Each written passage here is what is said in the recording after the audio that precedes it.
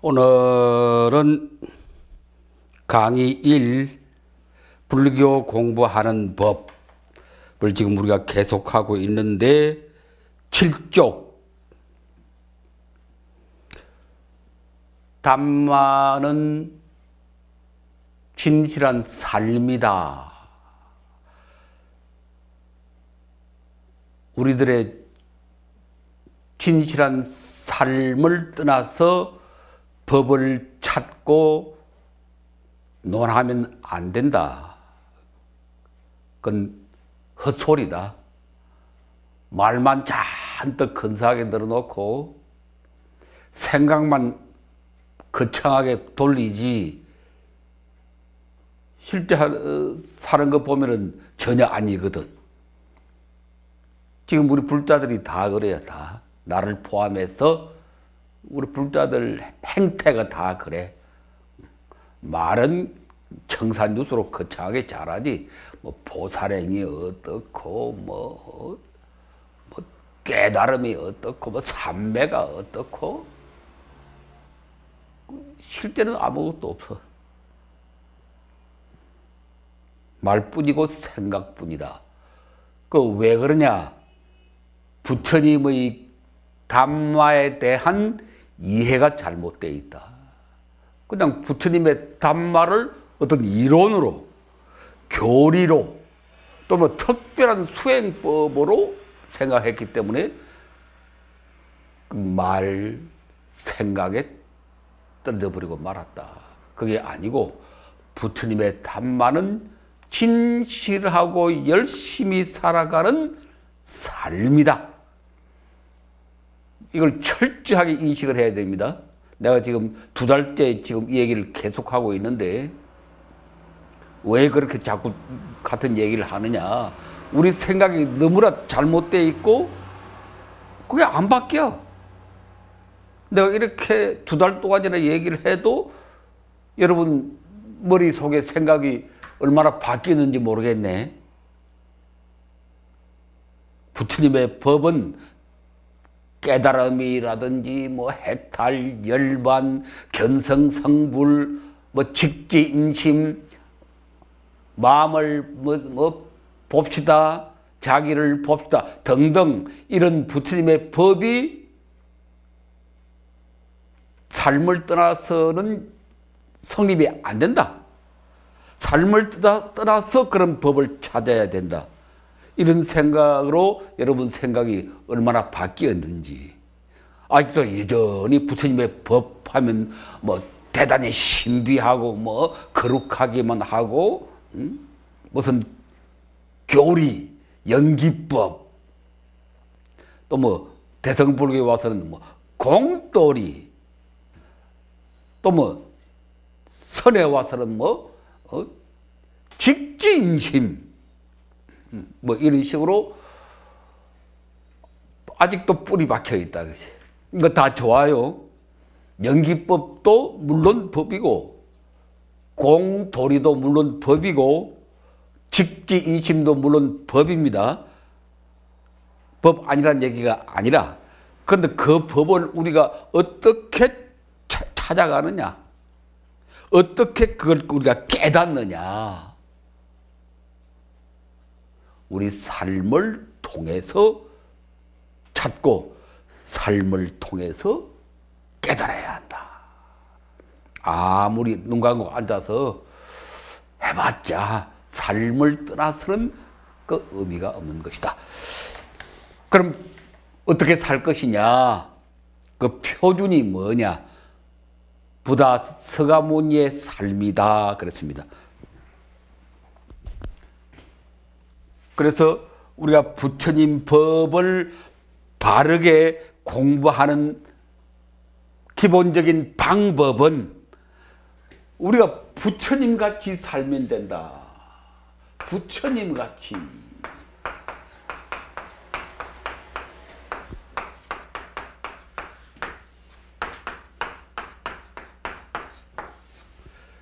지금까지 우리도 부처님 같이 그랬는데, 그럼 우리도 부처님 같이 뭐 하는 거냐? 살자. 이게 나를 살리는 구원의 길이고 우리 한국 불교를 살리는 구원의 길이다. 부처님의 삶으로 돌아가자. 이것이 표준이다. 스탠다드, 글로벌 스탠다드. 지금 우리가 고통 속에 빠져 있고 우리 동포들이 고통 속에 빠져 있고 신문을 봐도 그냥 뭐 나라의 빚이 뭐 우리가 상상할 수 없을 정도로 많고 또 뭐 일부에서는 뭐 제2의 IMF가 온다 그런 말도 들리고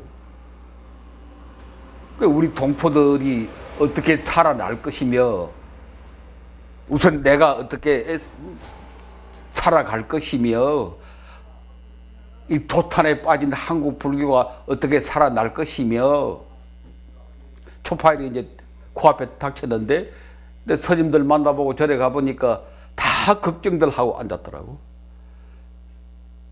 초파의 등이 몇 개나 나갈 건가 몇 개나 달릴 건가. 그 얘기 들어보니까 그냥 몇 년 전보다 자꾸 줄어든다. 어제 저 안산 화암불교대학에 가서 강의를 하고 왔는데 그 스님이나 그 법사 얘기 들어보니까 작년에 30%가 줄었다고 그래. 전년에 비해서 30%가 100개 달던 게 70개 단다 그런 얘기거든. 또 금년에는 또 이제 더 줄어들 것이 눈에 보인다 그지. 참 이건 보통 문제가 아니거든. 옛날부터 절에서는 4월 초파일 하루 농사 지어 가지고 1년 사는 건데 그게 뭐 절에 무슨 수입이 있습니까 어디? 뭐 지금 우리 학인들 가운데 스님도 많고 절 경영하는 분들도 많겠지만은 절에 수입이 없어요. 나도 안산 도피안사에 있지만은 우리 주지 스님이 허덕이야. 불쌍하기도 하고. 우리 주지 스님도 맨날 실체 타령이라 내가 뭐 때문에 이 주진 맡아가지고 불사를 벌려가지고 이렇게 죽을 고생이냐 이야. 이거 안 하고 그냥 얼마든지 깨끗하게 공부하고 수행하고 편하게 잘 살 수 있는데 내가 전생에 무슨 죄가 많아서 이거 맡아가지고 이렇게 고생이냐. 이해가 가고 마음이 참 안타깝기도 하고 안쓰럽기도 하고. 그래서 참 이 초파일 하루가 중요한데 그래서 지금 우리 불교가 토탄에 빠져 있다. 먹거리를 걱정해야 될 정도로 우리 스님들이 토탄에 빠져 있다. 그 어떻게 구할 거냐? 내가 말합니다. 부처님 삶으로 돌아가는 길밖에 없다. 다른 거 없습니다. 많이 해봤고 많이 생각도 해봤고 실제 해보기도 하고 연구도 하고 다 봤지만 안 돼요. 불교에 힘을 넣으려면 불어 넣으려면 뭐 이번 4월 초파일 부처님 오신 날 표를 보니까 세상의 희망을 마음의 평화를 그렇게 했던데 나는 더 급한 게 불교의 힘을 그렇게 했으면 좋. 불교의 힘을 어떻게 하면 불교의 힘을 풀어낼 것인가? 부처님의 삶으로 돌아가는 길밖에 없다. 이건 확실한 깨달음입니다. 이건 확실한 깨달음이다. 견성한 바이다. 이 외에는 길이 없습니다.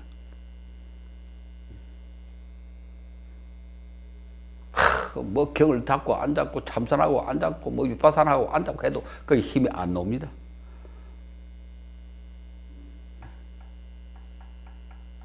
그 부정하는 게 아니고 이미 힘이 다 빠져버렸어. 힘이 다 빠져버렸어. 왜 힘이 빠져버렸냐? 삶을 전제로 하지 않았기 때문에. 수천 년 동안 참선이나 위파사나나 경전 공부나 삶을 전제로 하지 않고 이것만 굴리고 앉아 있었기 때문에 힘이 이미 다 빠져버렸어. 사람이 안 움직이고 침대에 딱 누워 있으면은 병이 없는 사람도 70일만 이런 날 70일만 가만히 누워 있어도 그냥 간단해. 특별한 병이 없어도. 건강한 사람도 70일만 딱 침대에 누워서 별 운동 안 하고 가만히 있으면 그냥 간단해. 그렇게 움직이지 않으면, 그렇게 열심히 살지 않으면 아무리 좋은 진리도 다 힘이 빠지고 마는 겁니다. 움직여야 돼. 움직여야 돼. 움직인다는 게 곧 사는 것입니다. 열심히 살아야 돼. 어떻게 부처님 같이 열심히 살. 이 인류 역사상 부처님 같이 열심히 산 분이 없거든. 부처님 같이 열심히 진실하게 그야말로 법 그대로 깨달음 그대로 사신 분이 역사에 없거든. 부처님은 그냥 참 밤잠도 거의 자지를 않고 24시간 깨어있고 중생 생각하고 아침마다 거리로 나가서 사람 찾아다니면서 탁발하고 법을 설하고 상담하고 문제를 같이 걱정하고 사회의 부조리 바꾸기 위해서 애를 쓰고, 그래서 많은 사람들이 깨어나도록 그렇게 열심히 사신 분이기 때문에 우리가 다시 일어서려면은 그렇게 열심히 살았던, 진실되게 살았던 부처님의 삶으로 돌아가는 길밖에 없다. 그것밖에 희망이 없다. 그럼 부처님 어떻게 사셨느냐? 그 단적인 사례로 지금 우리가 보고 있는 게 부처님의 마지막 삶, 닉바나, 열반. 이 부처님의 열반이, 부처님의 닉바나가 삶의 극치거든. 80년을 살아온 부처님의 삶이 절정에 달한 것이 바로 이 닉바나거든. 최고의 경지에서 확 꼽힌 것이 닉바나이기 때문에 이 닉바나를 가지고 공부를 하는데, 거기에 나와 있는 부처님의 설법을 우리가 뭐라고 이름을 붙였는고 하니 외살리의 대법문이다 그랬습니다.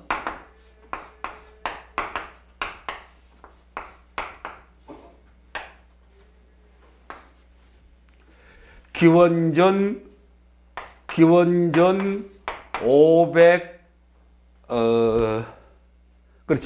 545년경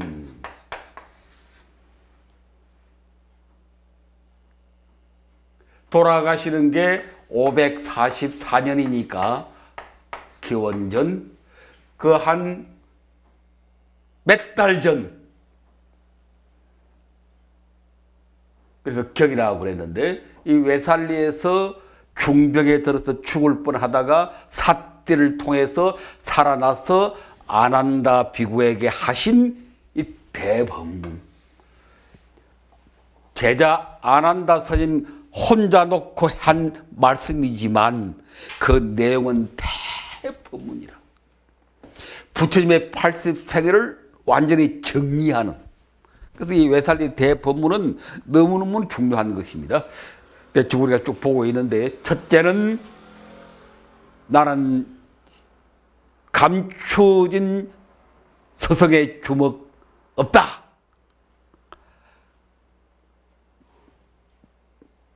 나는 내 가르침을, 내가 깨달은 바를, 내 법을 활짝 다 열어보였다.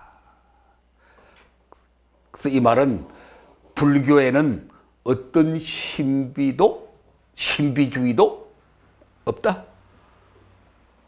자기가 무슨 크게 뭐 신비한 뭐 능력을 갖고 뭐 하늘 뭐 공양을 받고 뭐 그런 게 있을 수 있겠지만 그게 불교의 가르침의 본질이 아니다. 부처님의 가르침은 활짝 마인 앞에 열려 있기 때문에 누구든지 와서 봐라.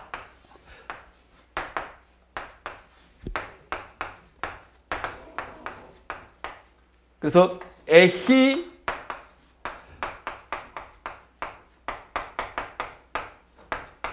빠시까 에히 컴 와서 빠시까 보다 와서 봐라. 그 부처님의 가르침은 누구든지 와서 환히 볼 수 있는 명명백백한, 지금 여러분 내 손바닥 보고 있잖아요. 아무것도 감춘 게 없잖아. 부처님 법은 그런 것이지 뭐 대단한 신비가 있고 뭐가 도통이 있고 뭐 이것은 부처님의 가르침과는 거리가 멀다. 물론 신통, 기적 뭐 그런 것을 부정하는 것은 아닙니다. 그또 불교 안에 있긴 있지만 그것이 본질이 아니다. 다음 두 번째는 나는 성가의 지도자가 아니다. 성가가 출가 대중들이 나의 지도를 받는다고 나는 생각하지 않는다. 이거 너무나 뜻밖의 말씀인데 그 말은 스승이 아니라서 아닌 게 아니라 부처님이 지도자가 아니라서 아니라고 한 게 아니라 그게 무슨 뜻인고 하니 일체의 권위주의를 타파하다. 일체의 권위주의를 인정하지 않는다. 대평등이다. 불교하는 사람들이 권위주의에 빠져버리면 그 망하는 겁니다. 제일 불교하는 분들이, 특히 스님들이나 불교 지도자들이 경계해야 될 게 권위주의에 빠지는 것이다. 그런데 지금 우리 불교가 전부 권위주의에 빠져 있어. 이루 말할 수 없이 종단이라고 하는 것 자체가 권위주의입니다. 그게 권위주의. 뭐가 있고 뭐 무슨 장이 있고 무슨 장이 있고 뭐가 있고 종법이 있고 뭐 종언이 있고 뭐 재판을 하고 뭐 조사를 하고 야단법석하고 이건 속인들도 안 하는 짓이지 점잖은 바르게 사는 세상 사람들도 그런 짓 안 합니다. 근데 뭐 불교하는 사람들이 무슨 감투를 잔뜩 만들어 놓고 목에 힘주고 그냥 권위를 내세우고 또 요새 스님들이 얼마나 감투를 좋아하는지 무슨 불교 방송 이사장 어서 야단 났대. 다 기가 막혔어. 아유 부끄럽기도 하고 동업 중생이니까 나도 책임감을 느끼고 그 양반 한 사람 문제가 아니거든. 불교계 전체의 문제고 그 속에 나도 포함되거든. 창피스럽게 짝이 없고 그렇게 부끄러운 줄 모를까. 자기가 어떤 세상에 참 비난을 받고 있는지 사람들이 뭐라고 그러든지 그걸 그렇게 모를까. 알고도 모르는 척 하겠지. 참 딱하기도 하고 불쌍하기도 하고 동업 중생으로서 아픔을 느낍니다. 나도 욕을 많이 했지만 가만히 생각해 보니까 그게 내 욕이지 뭐. 내가 내보고 욕하는 거지 뭐. 그렇게 감투를 좋아하면 안 됩니다. 구체적으로 말해서 스님들 앞으로 이 강의를 듣는 우리 학인 스님들이라도 평생 동안 감투하지 마세요. 뭐 종에 의원할 생각 절대 하지 말고 더더구나 총무원장이니 뭐 총회의장이니 뭐 감찰부장이니 아이고 무서워. 그런 거 할 생각 제발 하지 마세요. 그거 망하는 길입니다. 자신도 망치고 불교도 망치는 길이라. 근데 내가 빨리 없애자고 그러거든. 총무원 제도를 빨리 없애는 게 최선의 길이다. 그 빨리 없애면 어떻게 하느냐. 사찰 단위로 다 돌아가는 거야. 사찰 단위로. 나는 조계종 경우로 말하면은 본사도 없애버리자. 본사 그것도 권익기구가 돼 있거든. 뭐 제맥고고 해인사, 뭐 통도사, 본사 규제하면 대단한 권위거든 그게 또. 그 권위니까 그걸 차지하려고 애를 쓰고. 그래서 본사까지 없애버리고 절을 없애자는 말이 아니라 그런 제도를 없애버리자 이거지. 그래서 개별 사찰로 다. 원래 불교가 그런 겁니다. 당신은 왜 그 엉뚱한 얘기 하느냐? 그래 할지 모르지만 내가 하는 이 얘기가 본래 했던 불교의 모습이라. 부처님 당시에 성가는 쉽게 말해서 절은 지금 이런 식으로 뭐 조직을 쫙 갖춘 전국적인 조직을 갖춘 이런 건 생각도 못해요. 불교는 본래 그런 게 아니라니까. 그럼 실제는 어땠느냐? 부처님 당시에 절에 스님들 성가는 현전상가라.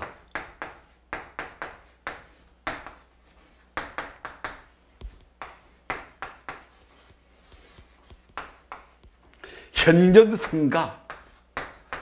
현전이란 말은 눈에 보이는. 눈에 보인다는 말이 이제 무슨 말이고 하니, 여기 산이 있죠. 이 산이 있어. 이렇게 산이 이렇게 있으면은, 이 절이 하나 있을 거 아닌가, 절이? 절이 하나 있으면은, 이 절의 경계가 설정이 돼, 경계. 이 언덕을 따라서, 능선을 따라서, 이렇게 보이는, 현전, 눈에 드러나 보인다는 뜻이거든. 그래서 이게 하나의 경계라, 경계.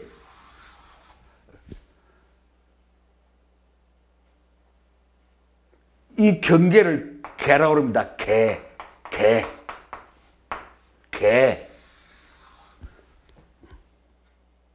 이 개 넘어서 그는 몰라요. 상관 안 해요.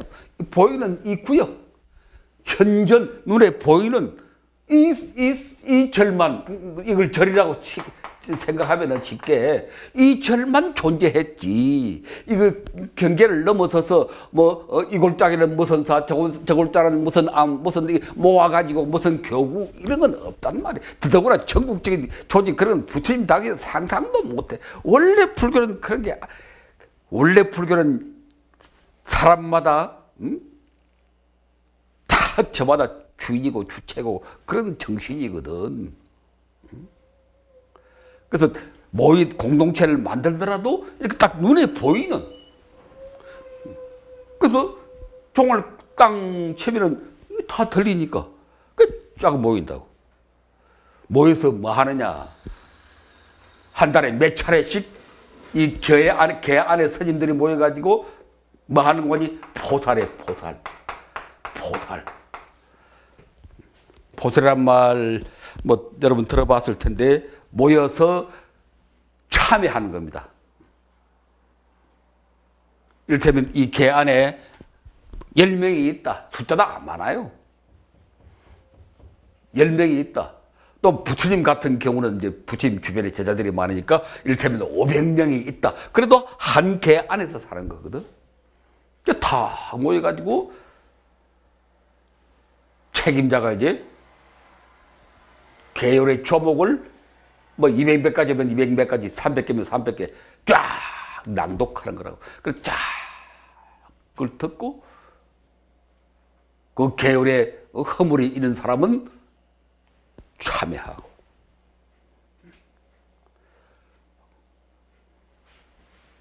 성가는 오로지 그런 것이었다. 이렇게 전국적인 어떤 시스템을 가진 이런 성가는 상상도 못한다. 존재하지 않았다. 그런데 지금 그런 것을 만들어 가지고 건의를 만들고 우두머리를 만들고 싸움을 벌리고 돈이 오고 가고 재판이 오고 가고 끊임없이 싸우고 끊임없이 재판하고 그 에너지의 탕진, 모든 에너지 다 거기에 탕진해 버리고 일체의 권위를 인정하지 아니한다. 다음 세 번째가 부처님의 자기 고백. 내가 어떻게 살았느냐. 다시 한번 여러분 우리 같이 읽어 보십시다. 아난다야, 나는 이제 80살 늙고 쇠하였구나. 마치 낡은 수레가 가죽끈에 묶여 간신히 굴러가듯 나 또한 가죽끈에 묶여 간신히 굴러가고 있느니라. 스님들이 정말 스님으로서 바르게 살고 싶거든. 우리도 부처님 같이 살기. 그랬으니까 정말 부처님 같이 살고 싶거든. 이 아침마다 이 법문을 외우세요. 이 부처님의 고백. 부처님이 자기를 다 드러내서 우리 대중들 앞에 지금 고백을 하고 있습니다.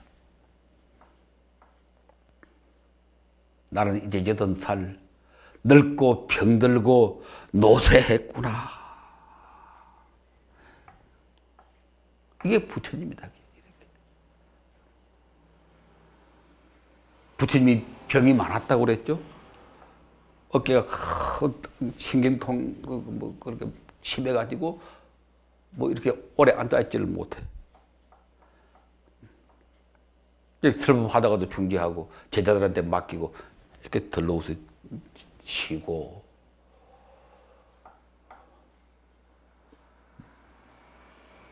나이 80 노인에 몸엔 병들고 또 지치고 하루도 쉬지 않고 매일같이 다니면서 밥을 빌고, 밥을 비는 게 목적이 아니고 그걸 통해서 사람들을 만나고 법을 설하고 사람들의 생각을 바꾸고 이 세상의 모순을 바르게 고치려고 애를 쓰고. 지쳤지. 또 고통스러운 일을 많이 당했죠. 상심하고. 부처님은 뭐 대다대비고 뭐 원만구족이고 뭐 대각성자고 또 대성불교에 가면 부처님을 갖다가 극대화해가지고 절대화해가지고 하늘 가운데 하늘이요 성현 가운데 성현이라 법화경에 그렇게 나와요. 천중천 성중성이라. 초팔되면 그 경전 그 구절 많이 읽 때 부처님은 하늘 가운데 하늘이요 성현 가운데 성현이요. 이것도 참 문제가 많은 접근 방식이라.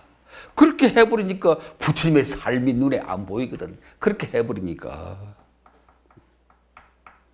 하늘 가운데 하늘이라는 말은 그 뭐 하느님이라는 뜻이지. 부처님은 완전히 신격화돼 버리고 맙니다. 그 뭐 그런 얘기 잘 알죠. 인도 불교가 이렇게 해서 신격화되고 불교가 힌두화 되어갔다. 힌두교 닮아갔다. 이것이 인도 불교 망한 가장 근본적인 원인 가운데 하나다. 그래서 지금 남방 불교에서는 이 대성경전 이런 내용 인정하지 않는다.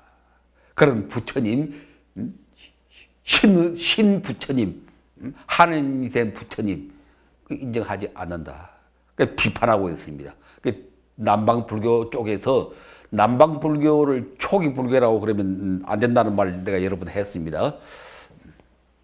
남방 불교는 초기 불교의 맥을 잇긴 했지만 부처님이 하신 본래의 불교를 그대로 이어받은 게 아니고 부파에 따라서 내려오는 부처님의 가르침들을 자기들 생각에 따라서 부파에 따라서 편집해서 경을 만들고 했기 때문에 남방 불교와 곧 초기 불교는 아닙니다.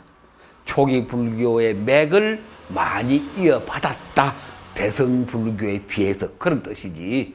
그 착각을 해가지고 남방 불교라고 할 걸 그런데 초기 불교 그런데 초기 불교는 지금 어디에도 존재하지. 남방 불교가 초기 불교 아닙니다. 초기 불교 그 남방 불교 하시는 분들도 뭐 다 알죠. 이건 초기 불교 부처님이 하신 불교의 전통을 많이 그래도 이어받았다. 막 그건 인정합니다. 그래서 이제 가치가 있는 건데. 그래서 남방 불교가 이 대성 불교 인정하지 않는 이유 가운데 하나가 부처님을 그렇게 절대화해 버렸기 때문에 본래 부처님은 여기서 보는 바와 같이 한 인간이거든. 진실하게 열심히 헌신적으로 사신 참다운 인간이거든. 그런 걸 갖다가 그냥 천중 하늘 가운데 하늘이요 성중성 해버리니까 그 인간이 그냥 소멸돼 버리고 인간적인 삶이 사라져 버렸다. 우리 불교가 부처님의 삶을 잃게 된 이유 가운데 하나가 대성 불교가 부처님을 너무나 절대화해 버리는 것이 가장 결정적인 원인 가운데 하나입니다. 그것은 우리가 반성해야 됩니다.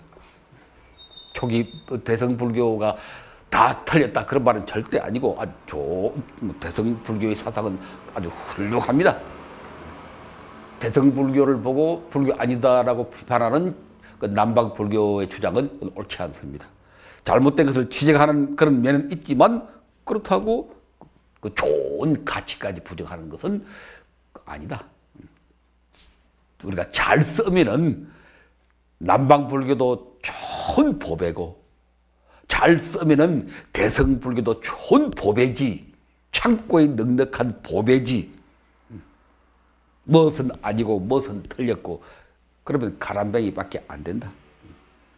문제는 우리가 어떤 지혜를 가지고 이 창고에 이 보배들을 잘 써서 우리가 풍요하게 행복하게 많은 사람들을 제도할 것인가. 그게 우리가 연구할 바이지 뭔 불교 아니고 뭔 불교고 그것은 가람뱅이 노릇이다.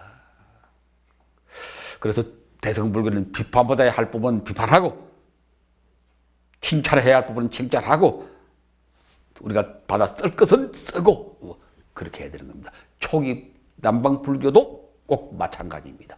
비판받아야 할 부분도 있고 칭찬할 것도 많고 우리가 이어받아서 쓸 부분도 많고 그런 것입니다. 자, 그래서 이렇게 늙고 병들고 상심하고 왜 상심합니까? 부처님 돌아가실 때쯤 되어서 이제 몇 가지 불행한 사건이 생기죠.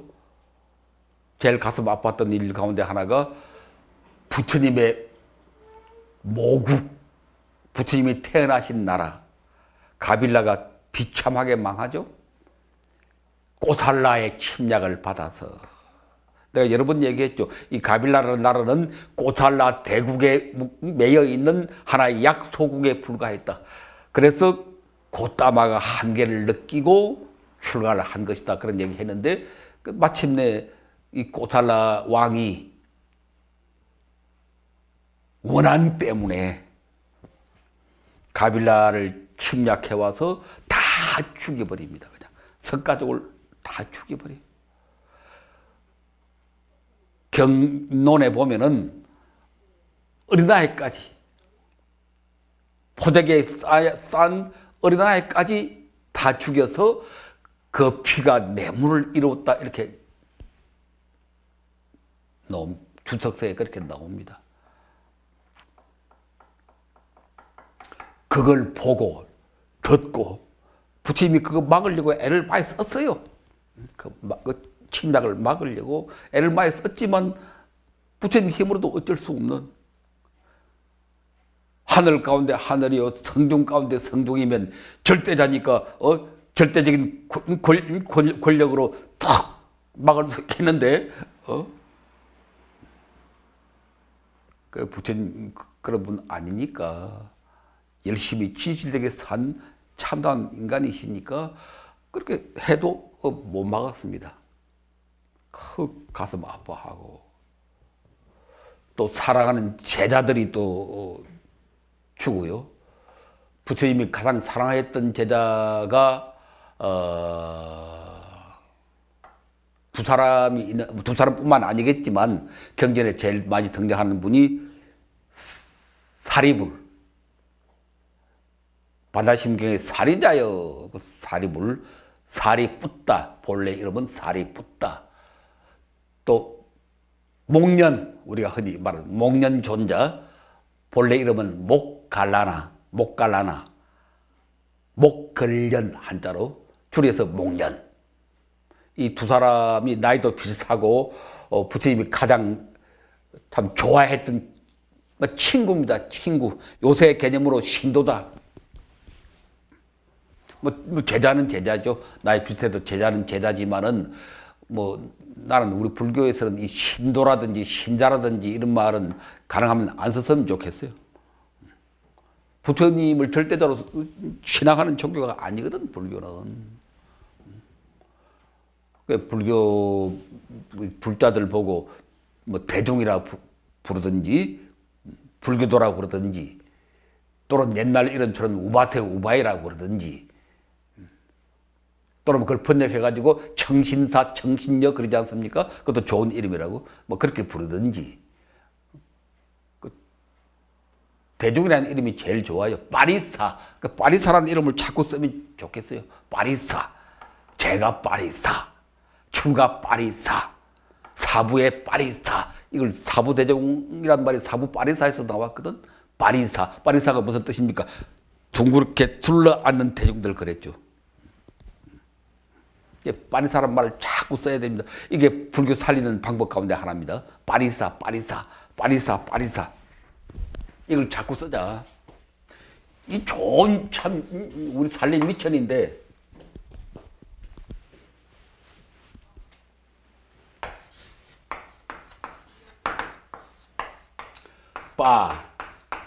빠리사, 빠리 둥그렇게 around 앉다 둥그렇게 around sit 둥그렇게 둘러앉는 대중들 그걸 빠리사라고 합니다. 이게 아까 이 현전상가도 실제는 빠리사입니다. 빠리사. 같이 무슨 일이 있어서 모일 때는 이렇게 둥그렇게 둘러앉아요. 또 사부대중들이 모일 때도 둥그렇게 둘러앉아요. 둥그렇게 둘러앉는다. 이것이 불교도 공동체의 그 생명입니다. 이게. 부처님도 둘러앉아요. 부처님도. 대반열방에 그렇게 나온다니까. 부처님도 빠리사 같이 둘러앉아서 같이 토론하고 같이 얘기하고. 이게 그러니까 불교가 그래서 멋있는 거지. 왜 불교가 멋있어요? 우리가 생명 걸어놓고 왜 불교 하겠어요? 그렇게 가치 있고 멋있으니까 하는 거지. 그래서 그 빠리사 제자들 빠리사 같은 동료들 가운데 나는 그렇게 부르는 게 좋다고 생각해. 꼭 제자다 스승이다. 난 스승이 아니라고 그랬잖아. 그보다 그냥 동지다, 도반이다, 좋은 친구들이다. 그쪽에 이제 먼저 목갈라나 스님이 이제 얼마 전에 부처님 돌아가시기 한 1년 얼마 전에 돌아갔어요. 목갈라나 스님이. 그것도 외도들에게 맞아서 죽었습니다. 요새 말하면 순교했어요. 그 니간타스라고 해가지고 지금 말로 하면 자이나교도.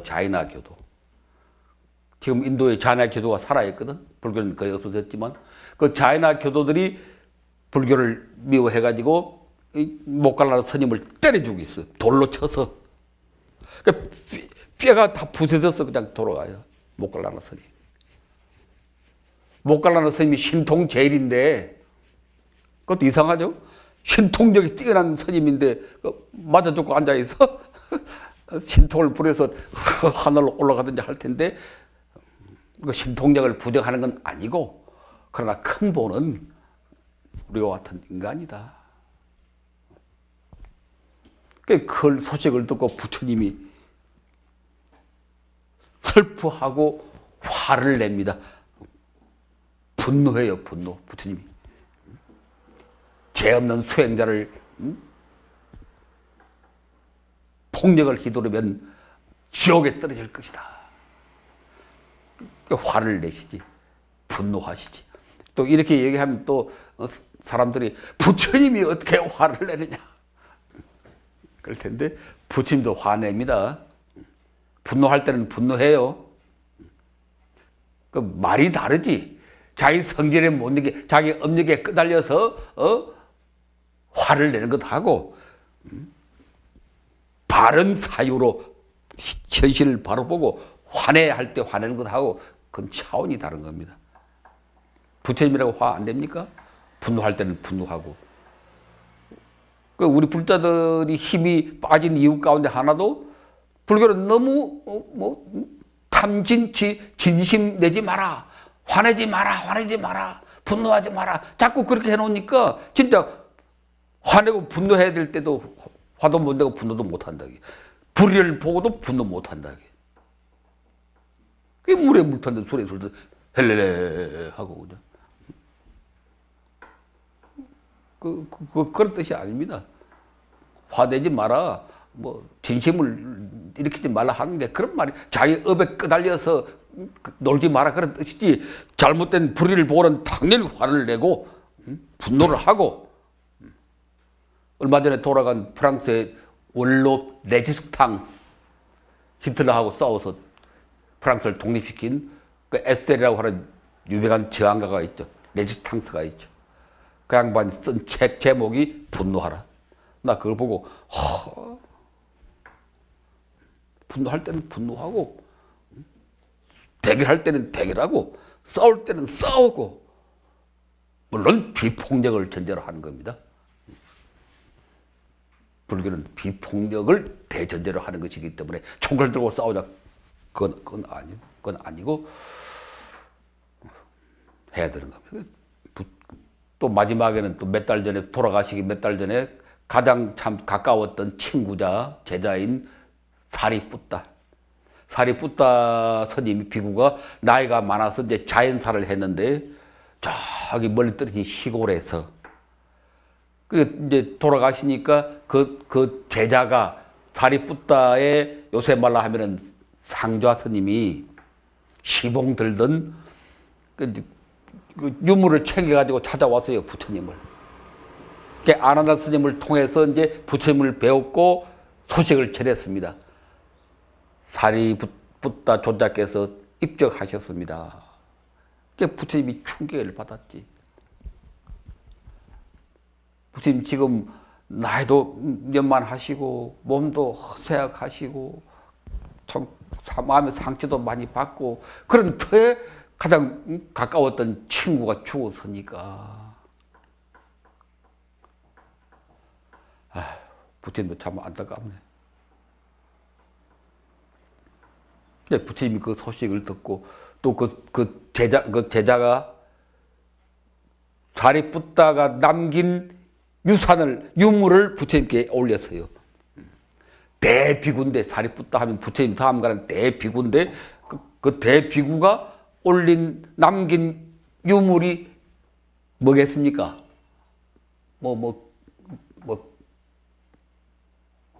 금은 보석 그런 거 남겼을까?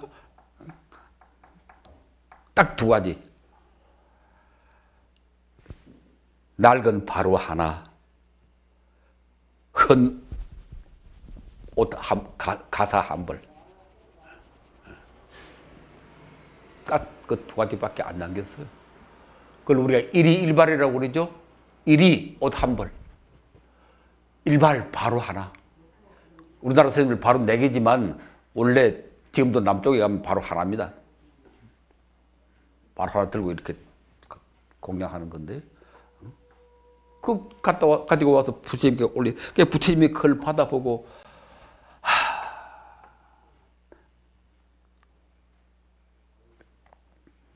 내가 그대들에게 뭐라고 설했느냐. 재행은 무상하다고 말하지 않았느냐.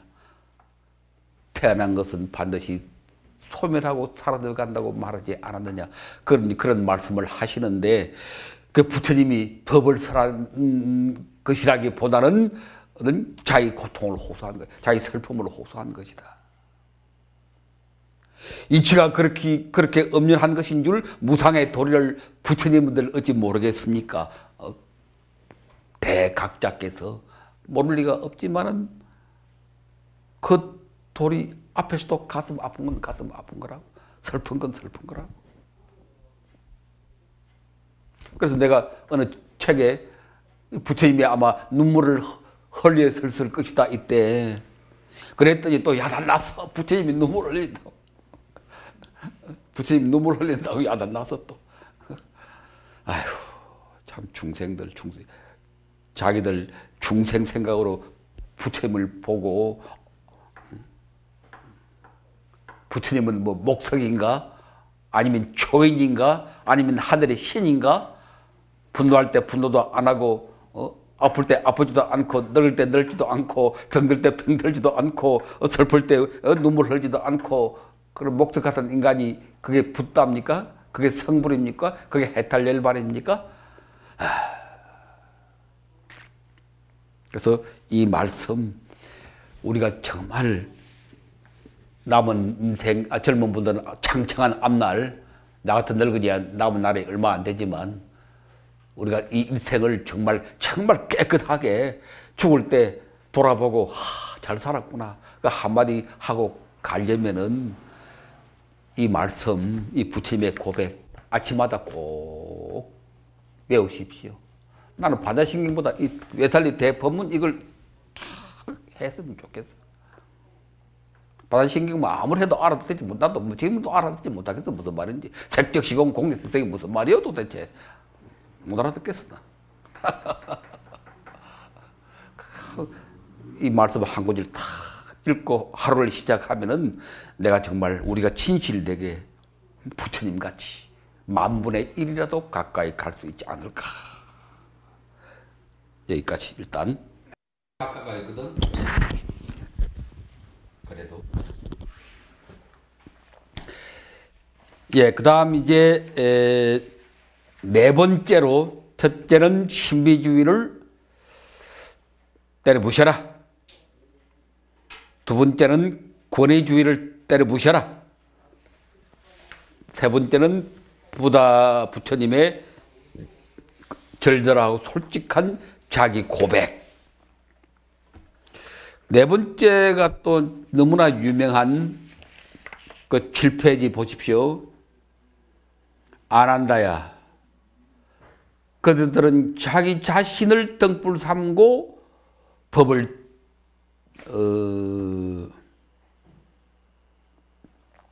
등불 삼아라.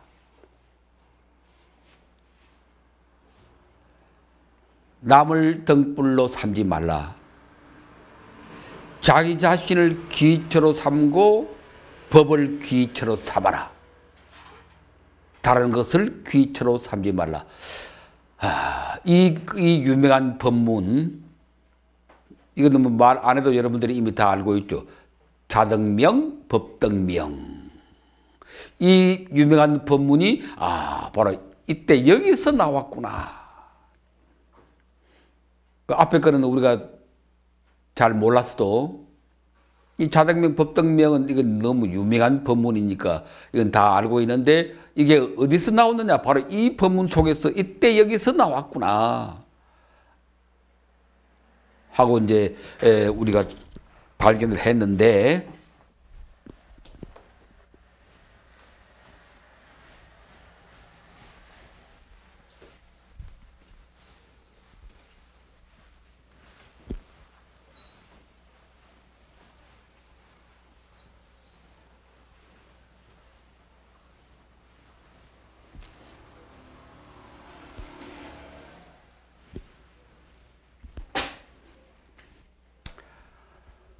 자기 자신을 등불 삼고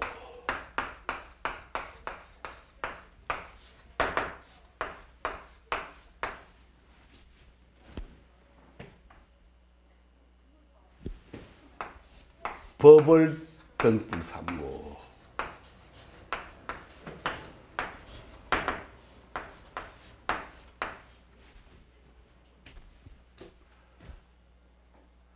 자기 자신을 기초로 삼고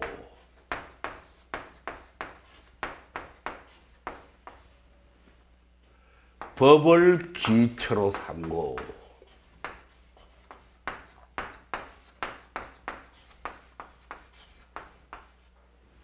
이를 간단히 이제 요약하면은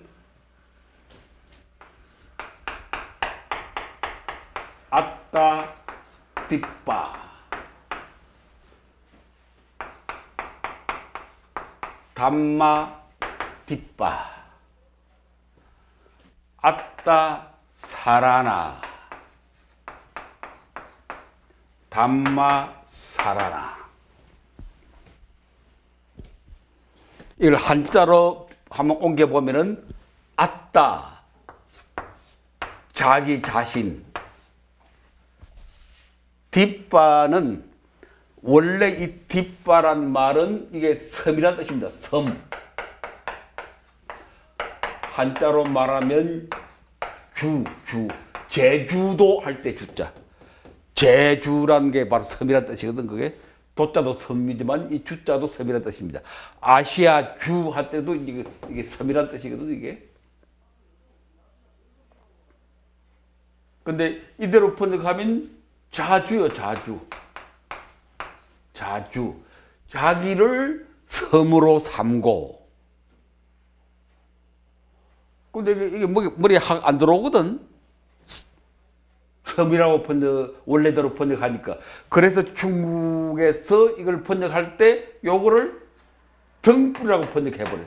등불. 등명이라고 번역해요. 등명. 그래서 자등명, 담마, 법, 등명, 뒷바니까. 그래서 우리가 흔히 말할 때 자등명, 법등명. 근데 원래대로 번역하면 자주, 법주 그렇게 되는 거야. 근데 이 섬이라는 게 이게 무슨 뜻이 있느냐? 섬이라고 하는 걸 자기 자신을 섬으로 삼으라. 그건 무슨 말이지? 자기 자신을 섬으로 삼는다. 뭐 섬에다 휴양지 만들어 놓고 가서 쉬어라는 뜻이야. 뭔가. 제주도 국제 관광지로 뭐 중국인들이 쏟아져 들어온다는데 자기 자신 속에 조용히 쉬어라 그런 뜻인가? 아, 그게 아니고 여기서 말하는 섬은 난파선이 바다에 표류해 가다가 만나는 구원의 섬이다. 구원의 섬. 그런 뜻입니다. 배가 난파를 당해서 거의 다 죽게 생겼을 때 큰 섬이 나타났다. 그래서 여기서 말하는 이 뒷바는 구원이라는 뜻입니다. 구원. 등불도 마찬가지지. 등불도 큰 어둠 속에서 길을 못 찾아서 헤매는데 등불이 탁 나타났다. 그러니까 살았다. 구원이다. 그래서 여기서 뒷바는 구원이라는 뜻입니다. 구원.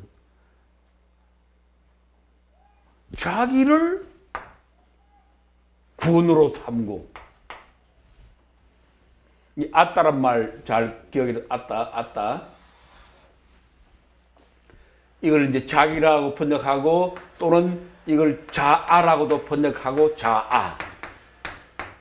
불교에서 많이 찾는 자아 할 때 아따고 산스크리트 말로는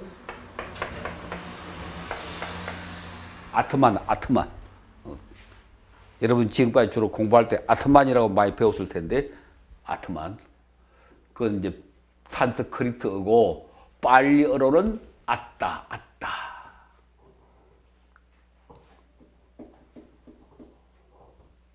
자기를 등불 삼고 담마 법을 등불 삼아라.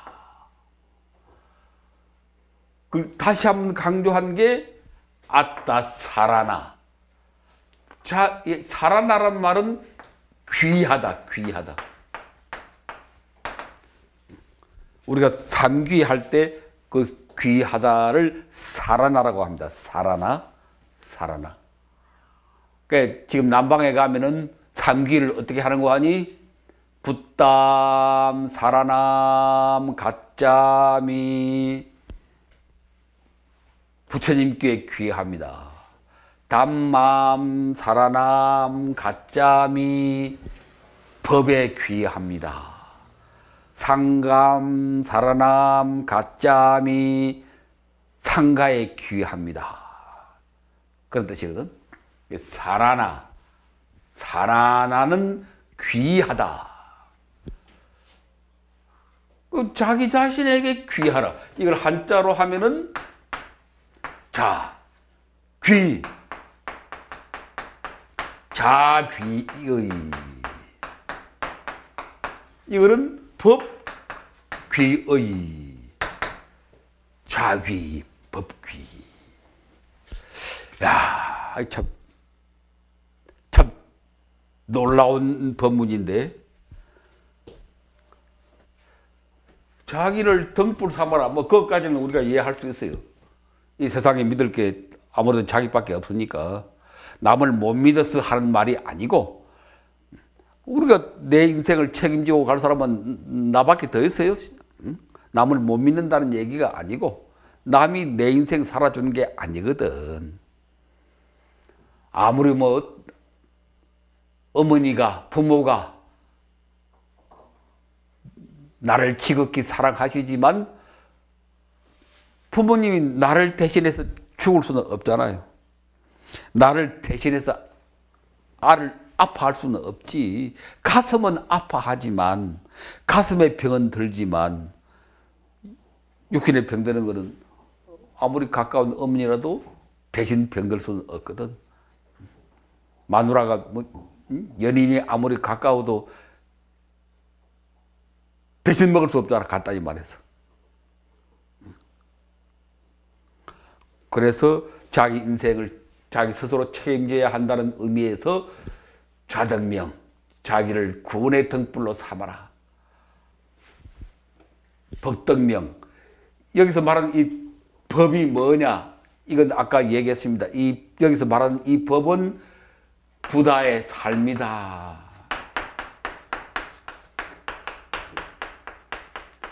이 단말을 전부 지금 이 법을 요새는 전부 다 이건 어떤 교리, 교법, 이를테면 뭐 연기법, 사성제,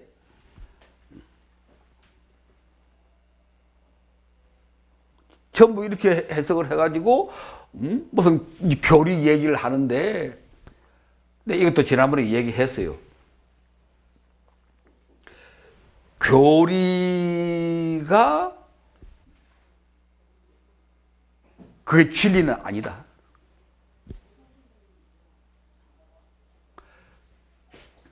연기법이라고 하지만 이 연기법이라고 할 때는 이건 우리가 생각할 때는 이걸 흔히 교리라고 생각하거든. 이것이 있으면 어쩌것이 있고, 아니면 뭐 무명으로 인하여 행이 있고 행으로 인하여 식이 있고 십이연기, 그걸 이제 우리가 연기법이라고 그러는데, 그런데 지금 말한 그것은 이때 연기법이라고 할 때 이 법은 하나의 교리를 말합니다. 교리. 그런데 이 교리가 이것이 진리는 아니다, 그렇지?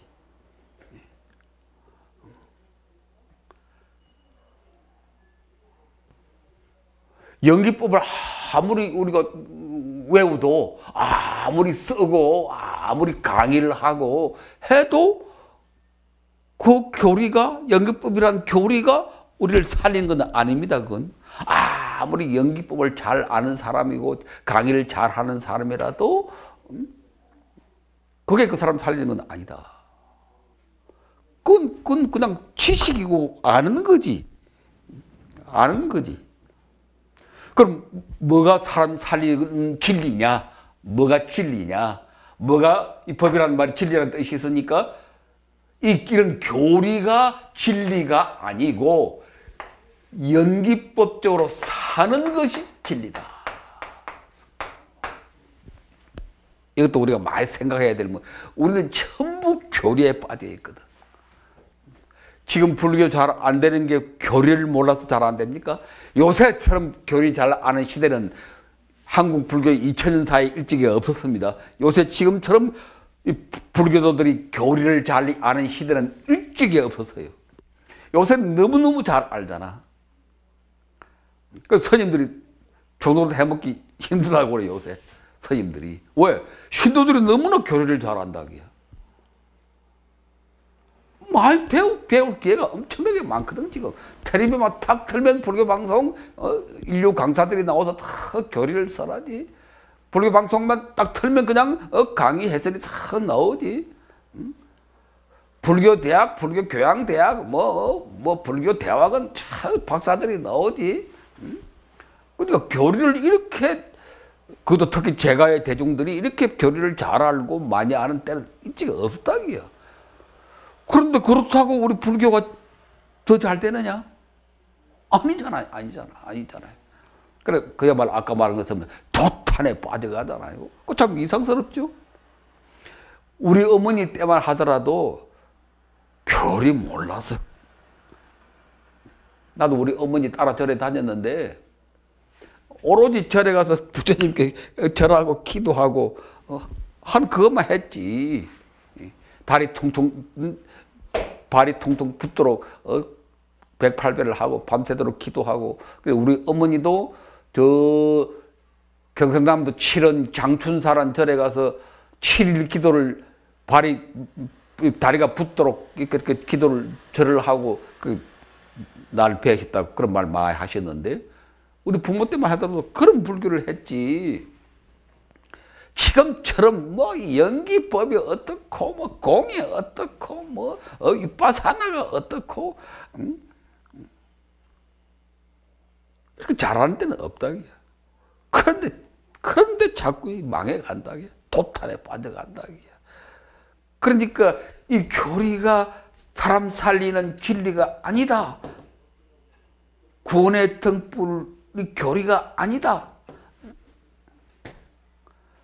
그럼 뭐냐? 연기적으로 사는 것이다. 사제법이 진리가 아니고 사제적으로 사는 것, 고집멸도적으로 사는 것이 진리다.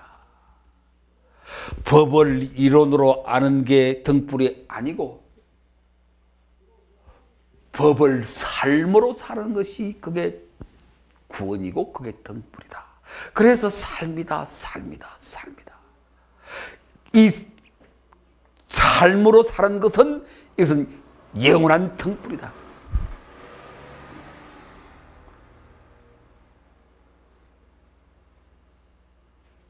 그걸 확실히 이제 구분해서 우리가 생각해야 됩니다.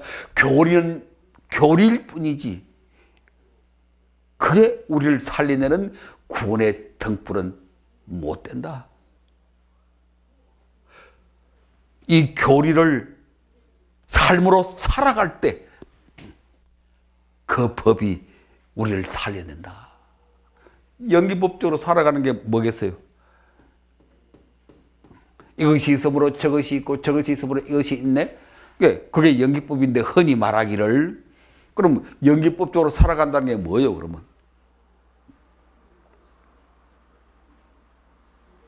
연기법이 뭐다 그러면 말은 잘하면, 이론으로 말은 잘 전개하면서 어떻게 사는 것이 연기법이야 하고 말하면 또 막히지. 왜? 그렇게 안 살아봤으니까. 그렇게 살아야 된다는 거 별로 인식을 못했으니까. 서로 어울려서 서로 도우면서 살아가는 게 연기법적으로 사는 겁니다. 그게. 다른 교리도 다 마찬가지. 결론은 연민과 헌신으로 서로 도우면서, 서로 나누면서, 서로 섬기면서, 서로 사랑하면서 살아가는 것으로 모든 교리가 다 돌아갑니다. 그러니까 지금부터 우리가 할 거는, 교리 공부는 조금만 하고, 지난번에 내가 대강만 하고, 통하지 말자 그러면 무식한 얘기니까 그건 대강만 하고 그렇게 살아가는 데 힘을 기울여야 그 힘이 생기고 그 역동적인 생명력이 나오는 것이다. 우리가 어떻게 어떤 방향으로 가야 할까 하는 것은 여기 명백한데 그런데 이제 그건 그렇게 이제 정리를 했는데 여기서 말하는 법은 거룩한 삶이다.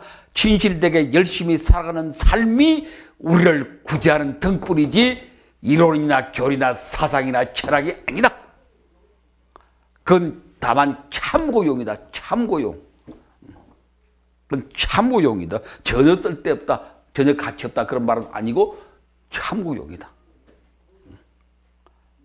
살아갈 때 어떻게 살아가는가를 이렇게 방향을 제시해주는 지침서, 가이드북 그런 정도의 가치는 우리가 인정해야 되고 그러나 가이드북을 아무리 달달달달 잘 외워도 그 외운다고 해서 그 장소에 우리가 가는 것은 아니거든.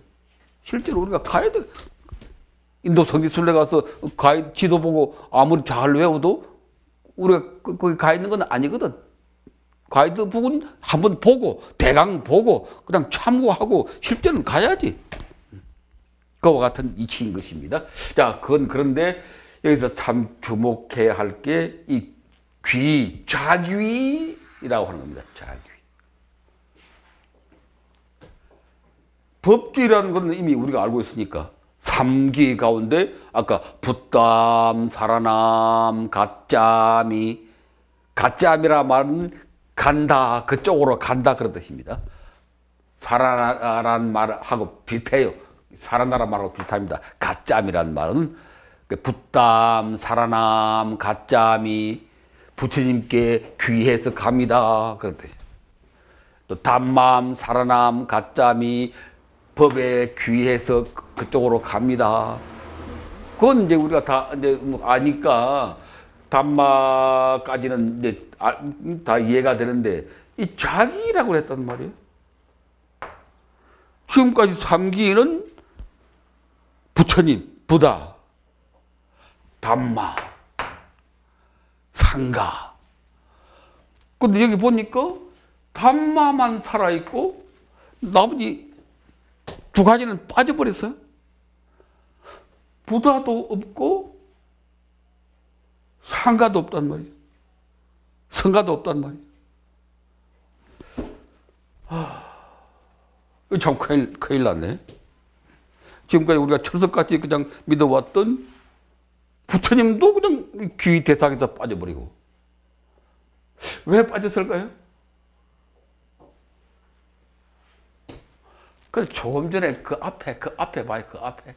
뭐라고 그랬어? 그 앞에. 안 한다야. 나는 이제 8살 늙고 새하였구나. 나는 죽을 때가 다 됐구나. 석 달 뒤에 죽을 것이다. 부처님 죽어버릴 텐데 어떻게 귀해요? 부처님 볼 수 없는데 어떻게 그쪽으로 갑니까? 여기서 여러분들이 이 귀란 말의 참뜻을, 삼귀의 참뜻을 깨달아야 됩니다. 원래 부처님이 정하신 삼귀는 눈에 보이는 겁니다. 눈에 보이는 대상. 에히빠시까 와서 보라 그랬잖아. 부처님이 제일 처음 삼귀를 설했을 때는 부처님 살아 계시니까 누구든지 와서 볼 수 있잖아요. 부처님이 눈에 보이는 대상이죠. 누구든지 부처님 앞에 와서 예배 올리고 그 부처님의 위대한 어떤 인격적인 감화와 가르침을 통해서 구원을 얻는 겁니다. 그게 이제 부처님께 귀의하는 거라. 담마에 귀의한다는 말은 아까 말한 것처럼 이 부처님의 삶, 부다의 삶, 부다가 가르쳐 보이신 그 삶에 귀해서, 자비의 삶에 귀해서 서로 나누고 섬기면서 살아가는 그 삶에 귀함으로써 우리가 구원을 얻는 겁니다. 그건 의심의 여지가 없거든. 그런데 그 부처님의 삶도 삶이니까 눈에 보이는 거라 이게. 부처님이 어떻게 사시는가? 사리푸타 스님 돌아가실 때 얘기했죠. 남긴 게 뭔가 딱 두 가지라고. 바루 하나 하고 옷 한 벌 하고. 그 옷도 뭐 누더기 빨아서 만든 일발이거든. 그게 삶의 징표거든. 그게 삶이거든. 그게 삶이거든. 삶이 뭐 추상적인 게 아니고 아침에 일어나서 바로 들고 밥을 먹고 큰 누더기 입고 다니면서 법을 설하고 그러니까 그 바루와 이 누더기 한 벌이 그 사리푸타 스님의 삶을 그냥 보여주는 눈에 보이잖아요. 바로 눈에 보이지 누더기 옷 눈에 보이지. 그 눈에 보인다는 말은 그렇게 산다는 것이거든. 그렇게 삶으로써 우리가 구원을 받는 것입니다. 그게 무슨 말입니까? 누더기 한 벌 바로 하나로 구원을 받는다. 그것은 더 말할 나이도 없이 욕심을 버리고 살면 우리가 구원받는다. 부다의 삶 자꾸 그랬는데 아까부터 아니 처음부터 부다의 삶이 뭐냐 또 부처님께서 어떻게 살았느냐 지금 말한 그대로요. 내가 지난번에 얘기한 것 같은데 1월 달에 인도 성지 순례 가서 내가 제일 많이 가슴 아파하고 눈물 흘렸던 곳이